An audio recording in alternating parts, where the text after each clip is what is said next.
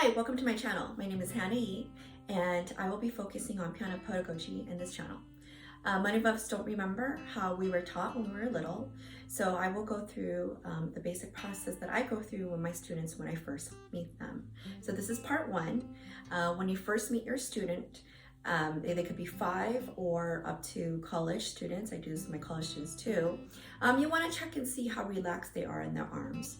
So I always do the relaxation test where I keep my arm under their arm, and then I tell them to pretend that they're sleeping or they're dead or to basically anything to get their arm to relax. So then I'll take my arm away and then it should naturally drop.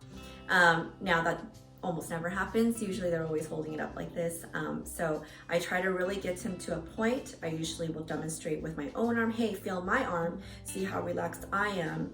And then once that they can feel how relaxed you are, then you can take your arm away, take your hand away, and then to see how relaxed they are. So that's the most important part in the beginning, is to make sure how relaxed the arms are. Another thing that I do is called the weeping willow. And so I'll go down to see how relaxed they are in the arms. They can feel the weight of their arms. Now this is all really important so that you don't start them off tense with tension. So this also helps with that, okay? And then relax their arms. After you do the relaxation test, then I will do something called paintbrushes. So I'll use their wrist and have them, you can see sideways, go up and down. Pretend that they're painting walls and that their arms and hands are paintbrushes. Now the most important thing about this is keeping the wrist. I tell them all the time that the wrist is always leading. Okay, the wrist is leading. That the wrist never goes this way and the wrist never goes that way. So that way when they're playing, they always have this position. When they're playing, when they're going down, the wrist goes down. When they're playing up, releasing from a key, then the wrist goes up. So I have them practice this.